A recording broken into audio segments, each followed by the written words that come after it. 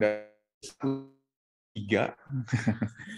Betul pasalnya, tetapi tulisannya salah.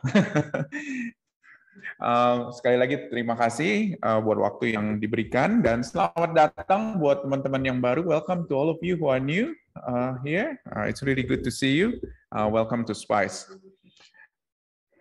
Pada sore hari ini kita akan melihat sekali lagi satu topik yang unik dari Yakobus pasal yang ketiga ini, di mana kita belajar beberapa minggu belakangan ini kalau misalnya Yakobus adalah seorang yang sangat praktis. He is a very practical man. Ya. Dan kita tahu bagaimana Yakobus mengajarkan sesuatu yang cukup mendalam, tetapi dia katakan ini adalah sesuatu yang praktis. Dan kita bisa kita memiliki akses sebagai orang Kristen untuk meminta hikmat dari atas. Seperti yang tadi kita baca juga, dikatakan hikmat memberikan kepada kita panduan. It gives us guidance. So wisdom gives us guidance.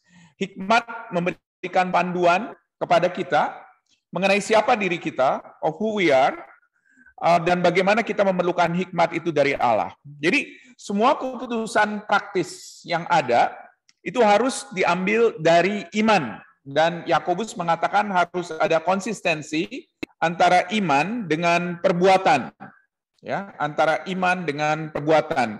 Jadi contoh yang pertama, beberapa minggu yang lalu kita melihat bagaimana orang yang berbeda-beda di dalam sebuah jemaat, bukan beberapa minggu lalu, orang yang berbeda-beda dari sebuah jemaat datang, dan bagaimana perlakuan kita kepada orang-orang tersebut. Ada yang pakaiannya bolong, ada pakaiannya bagus, pakaiannya ada yang cuma $5, ada yang pakaiannya ribuan dolar, dan lain sebagainya. Dan bagaimana sikap kita gitu loh terhadap orang-orang tersebut. Nah, Yakobus mengajarkan hal-hal ini, dan dia mengajarkan bahwa ada satu prinsip yang bisa kita ambil, dan prinsip itu ialah bagaimana antara iman dengan perbuatan harus sesuai. Ya. Nah, sekarang dia melanjutkan pengajarannya, yaitu dengan bagaimana kita mengontrol lidah. Bagaimana kita mengontrol lidah. How we should control our tongue. Oke? Dan kita akan belajar pada sore hari ini bagaimana lidah itu adalah memang tidak bertulang, tetapi saya yakin dan percaya kita bisa membuat lidah itu menjadi bertulang. Begitu. Oke, sebelum saya menjelaskan lebih lanjut, mari kita berdoa. Kita minta pimpinan Tuhan. Let's pray together. Bapa dalam surga, terima kasih ya Tuhan buat waktu yang Tuhan berikan buat kami, untuk kami merenungkan firman Tuhan. Tetapi biarlah kiranya Tuhan, kami berdoa supaya Tuhan yang ada di tengah-tengah kami, dan Tuhan yang berbicara melalui firman-Mu ini kepada kami. Tuhan tolong kami ya Bapa, karena kami semuanya begitu butuh hikmat untuk kami bertindak di dalam kehidupan kami. Dan kami tahu Tuhan, ketika kami meminta hikmat dari Tuhan, Tuhan akan memberikan hikmat ini kepada kami, supaya kami boleh melakukan segala sesuatu sesuai dengan apa yang menjadi maunya Tuhan. Bantu kami ya Tuhan, di dalam nama Yesus kami bersyukur dan berdoa. Amin. Jadi bagaimana lidah dibikin bertulang, ya? Kalau misalnya kita di Indonesia kita tahu bahwa lidah tidak bertulang, katakan. Tetapi bagaimana kita bisa bikin lidah jadi bertulang di sini? Oke. Jadi Yakobus sekali lagi mengingatkan bahwa lidah itu, jadi kalau mau jujur gitu kata Yakobus, lidah itu sangat menunjukkan kematangan iman seseorang. Lidah itu menunjukkan kematangan iman seseorang. Dan bagaimana sesuatu yang keluar dari hati ditunjukkan di dalam kata-kata. Ya. Jadi kata-kata itu sebetulnya adalah ungkapan dari isi hati kita. Ungkapan isi hati kita. Oke. Jadi lidah menurut Yakobus bisa dipakai untuk memuji Allah, tetapi juga bisa dipakai untuk membunuh orang lain. Ya, di ayatnya yang ke-9 dengan jelas dikatakan, dengan lidah kita memuji Tuhan Bapa kita, dan dengan lidah juga kita mengutuk manusia yang diciptakan menurut rupa Allah. Perhatikan ayat ini. Pay attention to verse 9. Apa yang dimaksudkan oleh Yakobus di sini? Yakobus katakan, dengan lidah kita memuji Tuhan. dengan lidah kita mengutuk manusia. Kalian bisa bayangkan, mengutuk manusia. Ya. Ketika Allah menciptakan manusia, apa yang Allah lakukan setelah Allah menciptakan manusia? What did God do after He created human beings? Apa yang dia lakukan? Dia memberkati manusia. Betul nggak? Dia katakan bahwa semua yang diciptakan itu amat baik. Semua yang diciptakan amat baik. Jadi dia memberkati manusia. Tetapi ternyata manusia dengan lidah mengutuk manusia lain. Oke? Jadi manusia dengan lidah mengutuk manusia lain yang diciptakan serupa dengan Allah. Jadi maksudnya apa? Maksudnya ialah bahwa kita itu sebetulnya bisa mereverse atau melakukan sesuatu yang berlawanan dengan apa yang Allah lakukan. Ketika Allah menciptakan manusia, dia memberkati manusia. Tetapi justru dengan lidah kita seringkali mengutuk manusia. Oke? Dengan lidah kita melakukan hal tersebut. Jadi pertanyaannya ialah kenapa demikian? Kenapa demikian? Apa yang menjadi masalah dan bagaimana solusinya? Kenapa demikian? Apa yang jadi masalah? Bagaimana solusinya? Itulah tiga poin pada hari ini. Kenapa lidah itu bermasalah? Kenapa lidah itu bermasalah? Lidah itu adalah sesuatu yang kecil ya. Betul nggak?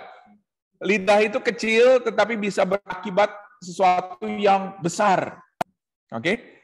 Kecil tetapi berakibat besar. Coba kalau misalnya kita keluarkan lidah kita, coba ya. Sekarang pakai masker semua. Coba maskernya dicabut dulu sekarang sebentar aja ya. Sebentar for 2 seconds. Just take off your mask and show your tongue. Show your tongue. Pertanyaan saya sekarang, coba lihat coba. Lidah kecil. Kecil ya. Kecil, betul nggak? Kalau misalnya dibandingkan seluruh tubuhnya, lidah itu kecil. Ada yang punya lidahnya panjang memang, oke. Tetapi rata-rata pendek, kecil, ya. Tetapi kalau misalnya kita lihat, kata Yakobus, justru anggota tubuh yang kecil ini bisa mengakibatkan sesuatu yang besar. Perhatikan ayat 3. Dikatakan, kita mengenakan kekang pada mulut kuda sehingga ia menuruti kehendak kita. Dengan jalan demikian, kita juga dapat mengendalikan seluruh tubuhnya. Dan lihat kapal-kapal walaupun amat besar dan dikatakan oleh angin keras, namun dapat dikendalikan oleh kemudi yang amat kecil dan menurut kehendak jurumudi. Demikian juga lidah, merupakan satu anggota kecil dari tubuh, namun dapat memegahkan perkara-perkara yang besar. Lihatlah betapapun kecilnya api, ia dapat membakar hutan yang besar. Jadi kata Yakobus apa? Perhatikan di sini. Lidah itu kecil. Kecil. Tetapi efeknya besar. Oke? Dia bisa memberkati orang lain, tetapi dia juga bisa mengutuk orang lain. Dia bisa memuji Tuhan, memuliakan Tuhan, tetapi juga bisa mengutuk orang lain, bisa merusak orang lain, bisa membunuh orang lain, merusak hubungan. Oke? Merusak hubungan dan menyakitkan hati seringkali. Menyakitkan hati. Jadi luar biasa. Ini digambarkan Yakobus dengan sebuah power dikatakan. Jadi lidah kecil tetapi mempunyai power yang luar biasa besar. Ya, perhatikan, dia katakan dia membandingkan dengan bagaimana kuda dikatakan itu dikendalikan dengan apa? Kekangnya, ya, dengan kekangnya. Atau kapal yang besar tetapi dikendalikan dengan apa? Dengan kemudi yang kecil. Ada fotonya ya di belakangnya. Nah, ini kekangnya kuda begitu, ya. Kita lihat kecil ya, kalau bisa dibandingkan dengan kuda, betul nggak? Oke, atau kendalinya ini apa? Rudder ini, kendali dari kapal ini kecil, tetapi bisa menyetir kapal. Oke, menyetir kapal. Jadi Yakobus di sini ingin menggambarkan mengenai power dari sesuatu yang kecil bisa mengendalikan sesuatu yang besar. Bisa memegahkan perkara-perkara, kata Yakobus, tetapi juga bisa membakar hutan. Jadi tergantung maunya apa. It depends what you gonna do with your tongue. Betul nggak? It depends on what you want to do with your tongue. Pasti saya yakin kita pernah punya pengalaman salah bicara. Salah ngomong, orang katakan, orang Indonesia. Atau salah ucap, begitu ya. Dan kita bertobat, karena kita tahu bahwa hal itu salah. Bahkan seringkali kita sering bicara dan baru menyesal terakhirnya. Jadi bicara duluan, baru sadar, oh iya ya, seharusnya gue nggak ngomong hal seperti itu. Oke? Sorry ya, ternyata itu tuh menyakitkan kamu, dan lain sebagainya. Dan bahkan seringkali ketika kita bicara begitu, baru kita menyesal dan kita baru sadar begitu. Kenapa ya gue ngomong seperti itu? Nah, itu adalah sesuatu yang dilakukan oleh lidah. Dan gak heran, Yakobus katakan bahwa apa? Bahwa sebagai guru begitu loh, kamu harus hati-hati. Itu harus lebih hati-hati lagi. Ya, dia katakan guru ini rata-rata semuanya pakai lidah ya, betul ya? Karena dia bicara, banyak bicara, termasuk pendeta juga. Karena dia banyak bicara, begitu loh. Tetapi yang dimaksud oleh Yakobus bukan hanya karena sekedar dia bicara, tetapi ini lebih daripada itu. Dia bicara mengenai sesuatu yang jauh lebih dalam, hanya sekedar keluar daripada mulut. Oke? Jadi dia nggak bicara, dia nggak ngomong kata-kata yang keluar dari mulut, tetapi dia bicara sesuatu yang dari dalam hati, sesuatu yang dari dalam hati. Oke? Di Macquarie Uni, saya kan pimpin satu kelompok Bible Study untuk para akademik dan lecturer yang ada di sana, ya. Dan kemarin kita kumpul-kumpul di akhir tahun, mereka semuanya sharing dan mereka katakan bahwa satu hal katanya yang mereka semuanya struggle, khususnya di dalam waktu pandemi ini, ketika lockdown ini, ialah ketika mereka banyak ngajar, rekaman dan lain sebagainya. Itu ialah mereka sering sakit leher, ya. Jadinya tenggorokannya sering sekali sakit. Karena apa? Karena banyak bicara, gitu loh, banyak bicara. Dan bahkan mereka bilang bahwa Macquarie Uni harusnya care terhadap masalah tenggorokan dari semua lecturer ini, karena rata-rata mereka semuanya ngomong, gitu loh, banyak ngomong dan lain sebagainya. Tetapi yang dimaksud oleh Yakobus bukannya soal banyak ngomongnya, bukan soal kata-katanya, tetapi dia bicara sesuatu yang lebih dalam, yaitu mengenai dari dalam hati. Perhatikan ayat 1. Sebagai guru dikatakan oleh Yakobus, kamu harus lebih hati-hati. Saudara-saudaraku, janganlah banyak orang di antara kamu mau menjadi guru, dikatakan. Sebab kita tahu bahwa sebagai guru kita akan dihakimi menurut ukuran yang jauh lebih berat. Oke. Jadi kata Yakobus begini, bukannya dari kata-katanya, tetapi dari dalam hatinya. Dari dalam hatinya. Bukannya hanya sekedar kata-kata yang keluar dari mulutnya, tetapi sesuatu yang ada di dalam hatinya. Oke. Saya ingat ayat ini di ayat 1 dulu. Ya, ayat 1 ini ketika kita baca ini sangat memukul sekali. Karena apa? Karena dulu waktu saya pikir saya mau jadi guru sekolah minggu atau mau jadi guru remaja dan lain sebagainya, baca ini langsung mundur ya. Betul nggak? Karena apa? Karena dikatakan akan dijudge, akan dihakimi lebih daripada yang lain. Oke? Konsekuensinya sangat berat sekali. Nah, itu masalahnya. Nah, pertanyaan yang kedua ialah sebetulnya apa sih sebetulnya yang menjadi masalah dari semuanya ini? Apa sebetulnya yang menjadi masalah? Kalau tadi di poin 1 kita melihat kenapa lidah bermasalah. Poin 2 ini kita melihat apa sebetulnya yang menjadi masalah dari lidah ini. Apakah karena semata-mata karena lidah atau apa? Dikatakan di sini ketika orang bicara, ini bukan sekali lagi jumlah katanya, tetapi sekali lagi lebih kepada kontennya atau lebih kepada isinya. Perhatikan ayat 8. Tetapi tidak seorang pun yang berkuasa menjinakkan lidah, ia adalah sesuatu yang buas dan yang tak terkuasai dan penuh racun yang mematikan. Jadi bukan karena lidahnya yang jadi masalah, kata Yakobus. Bukan karena lidahnya yang jadi masalah, tetapi asal dari yang menggerakkan lidah itu. Tentunya kita bilang, oh yang menggerakkan lidah ya otak saya dong, betul nggak? Yang menggerakkan lidah ialah muscle-nya dari lidah. Bukan, tetapi yang dimaksud oleh Yakobus di sini adalah hati. Sekali lagi, adalah hati. Hati yang tidak terkuasai. Hati yang liar. Hati yang berpikir bahwa dia tidak perlu dikendalikan oleh siapapun. Hati yang hanya berpikir bahwa ini adalah hidup yang dimiliki oleh dirinya. Oke? Jadi kata Yakobus, sebetulnya bukan lidahnya yang jadi masalah, tetapi hatinya. Perhatikan ayat 11. Ada di screen. Adakah sumber yang memancarkan air tawar dan air pahit dari mata air yang sama? Saudara-saudaraku, adakah pohon ara yang dapat menghasilkan buah zaitun? Adakah pohon anggur yang dapat menghasilkan buah ara? Demikian juga mata air asin tidak dapat mengeluarkan air tawar. Siapakah di antara kamu yang bijak dan berbudi? Baiklah ia dengan cara hidup yang baik menyatakan perbuatannya oleh hikmat yang lahir dari kelemah lembutan. Perhatikan ayat 11. Apa yang dikatakan oleh Yakobus? Adakah sumber? Dia bicara soal sumber air tawar dan sumber air pahit. Dia katakan air tawar dan air pahit. Apakah itu datangnya dari sumber yang sama? Nggak mungkin, dia katakan, ya kan? Pohon, dia katakan, buah zaitun dengan pokok anggur, begitu loh. Apakah itu dari batang yang sama? Nggak mungkin, oke? Buah anggur dan buah anggur dan buah zaitun nggak mungkin datang dari tempat yang sama. Dia katakan juga demikian juga dengan lidah.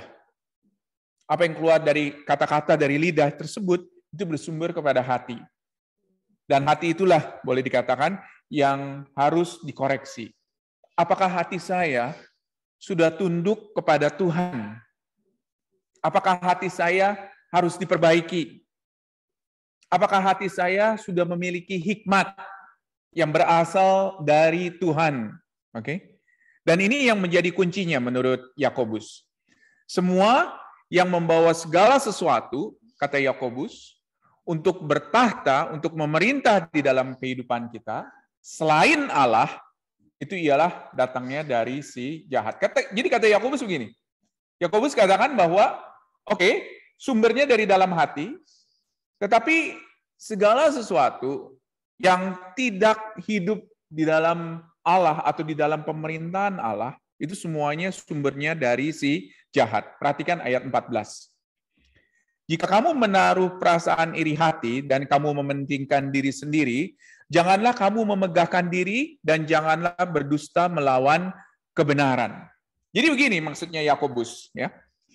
Jangan sekedar pikir bahwa hidup ini adalah milik gua, gitu loh. Jangan hanya sekedar pikir hidup ini adalah nggak peduli Tuhan, ini this is not yours, this is mine, begitu loh. Tetapi ialah dengan datang kepada Tuhan dan mengatakan bahwa Tuhan, hidupku ini adalah milik-Mu Tuhan. Hak, aku nggak punya hak bahkan. Hak yang aku punya itu adalah hak Tuhan sebetulnya, karena Tuhan yang memiliki hidupku, bukan aku yang memiliki hidupku. Oke? Oleh karena itu, ketika kita melakukan segala sesuatu di dalam hidup kita, kita harus minta kepada Tuhan yang mempunyai hidup kita. Oke, Tuhan yang mempunyai hidup kita. Perhatikan ayat 15. Dia katakan, minta hikmat yang datang dari atas. Itu bukanlah hikmat yang datang dari atas, tetapi dari dunia, dari nafsu dunia, dari setan-setan. Jadi keras sekali ya di sini Yakobus ya. Yakobus katakan bahwa segala sesuatu yang nggak memuliakan Allah, itu datangnya dari mana? Dari setan, dia katakan. Segala sesuatu yang nggak memuliakan Allah, datangnya dari setan. Keras sekali. Dan dia nggak ragu-ragu untuk bilang bahwa ini adalah dari si jahat. Jadi, kalau kita mau jujur, sebetulnya, Yakobus nggak hanya sekedar bicara soal lidah di sini. Dia nggak sekedar bicara soal lidah di sini. Lidah itu cuma salah satu contoh yang dia pakai. Yang dia bicara sebetulnya ialah, siapa yang kendalikan hidup kamu? Who controls your life?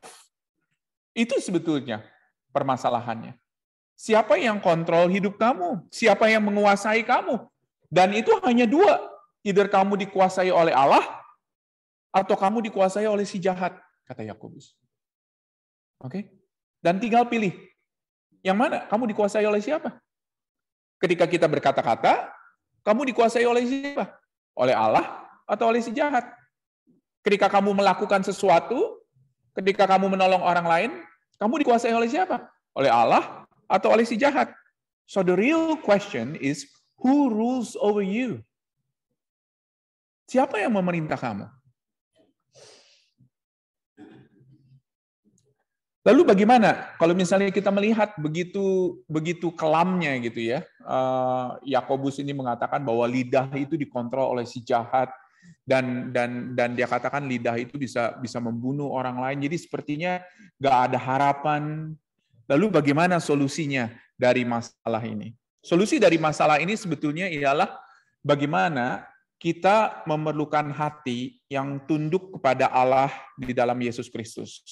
Jadi sekali lagi saya katakan ya, ini bukan hanya sekedar masalah lidah, tetapi ini adalah masalah diri kita, keseluruhan diri kita.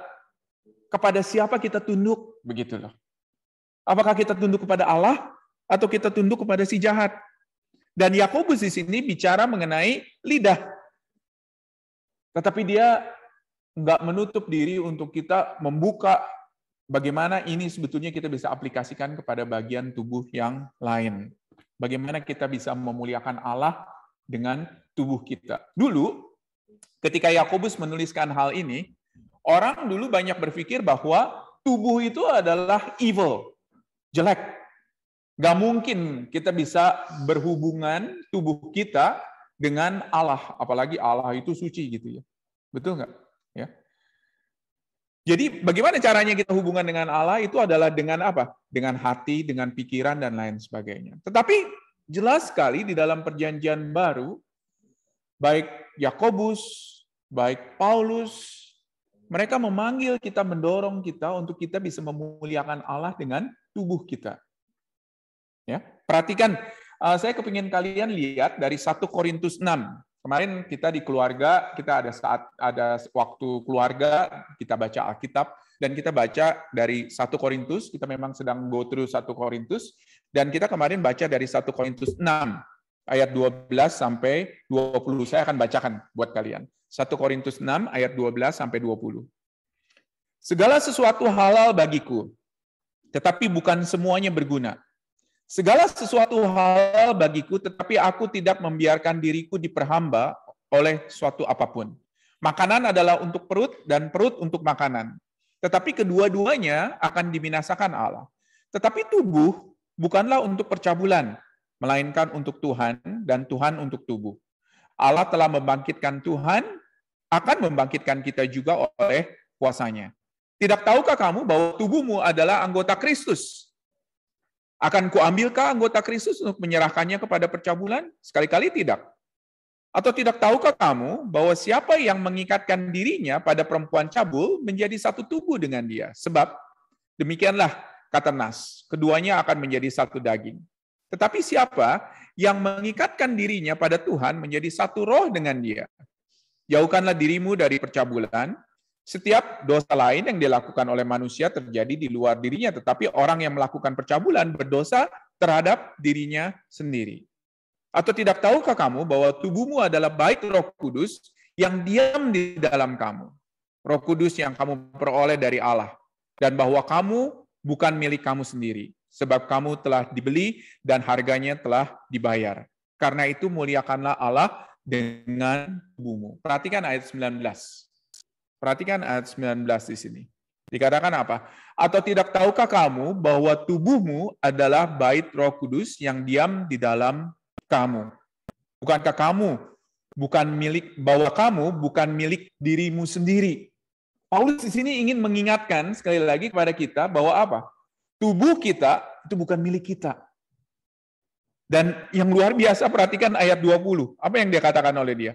Sebab kamu telah dibeli dengan harga yang apa? Mahal. Harganya telah lunas dibayar. Karena itu muliakan Allah dengan tubuhmu. Jadi baik Paulus maupun Yakobus ingin mengajak kepada kita untuk kita bisa memuliakan Allah dengan tubuh kita. Ya, dengan tubuh kita. Jadi bukan hanya sekedar lidah. Memang lidah kita perlu kontrol, begitu loh. Dan kita bisa mengontrol itu dengan kita meminta hikmat dari Allah. Tetapi Paulus mengajak kita untuk memuliakan Allah dengan seluruh tubuh kita. Semua bagian daripada tubuh kita. Dan puji Tuhan, dikatakan Kristus telah datang dan telah menebus kita. Kita telah dibayar lunas, dikatakan.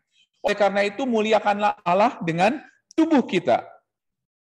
Saya nggak tahu, khususnya ketika kita masuk lockdown beberapa bulan yang lalu, ya. Saya nggak tahu seberapa banyak kita sudah memikirkan hal ini untuk kita memuliakan Allah dengan tubuh kita.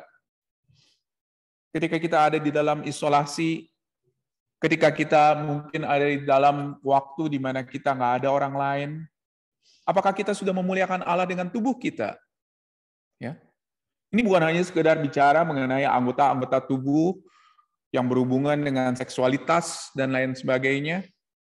Oke. Tetapi saya bicara juga mengenai pikiran. Oke.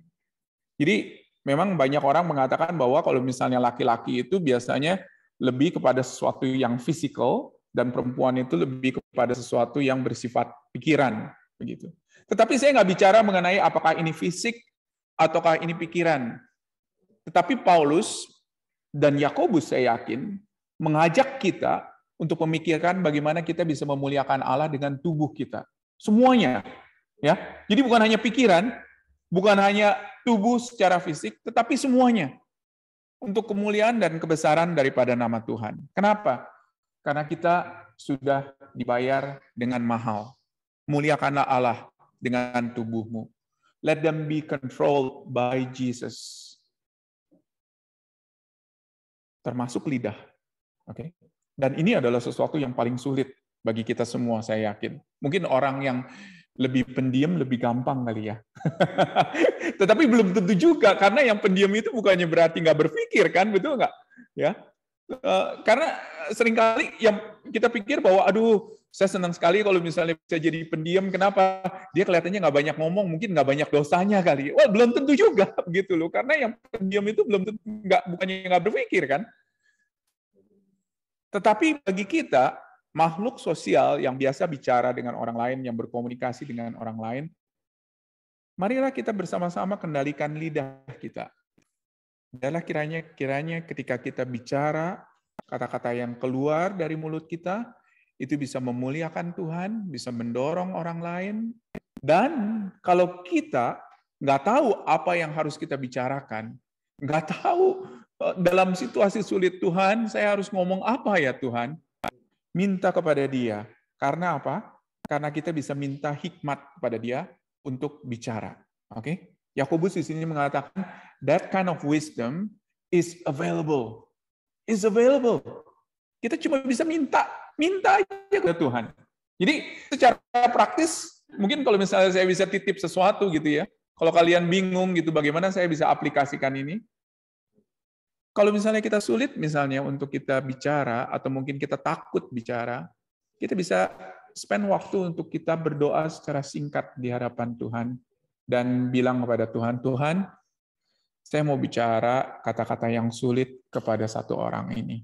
Tuhan tolong berikan saya hikmat. Saya yakin dan percaya itu akan diberikan kepada kita. Mari kita berdoa. Terima kasih Bapa di surga, buat waktu yang Tuhan berikan buat kami untuk melihat kebenaran firman Tuhan dan merenungkannya. Biarlah kiranya ya Bapa, firman-Mu ini Tuhan boleh terus berbicara kepada kami dan boleh terus mengingatkan kami Tuhan. Untuk kami menyerahkan seluruh hidup kami hanya kepada Tuhan, di bawah kontrol Tuhan. Tuhan pakai hidup kami Tuhan untuk kemuliaan dan kebesaran nama-Mu. Di dalam nama Yesus kami bersyukur dan berdoa. Amin.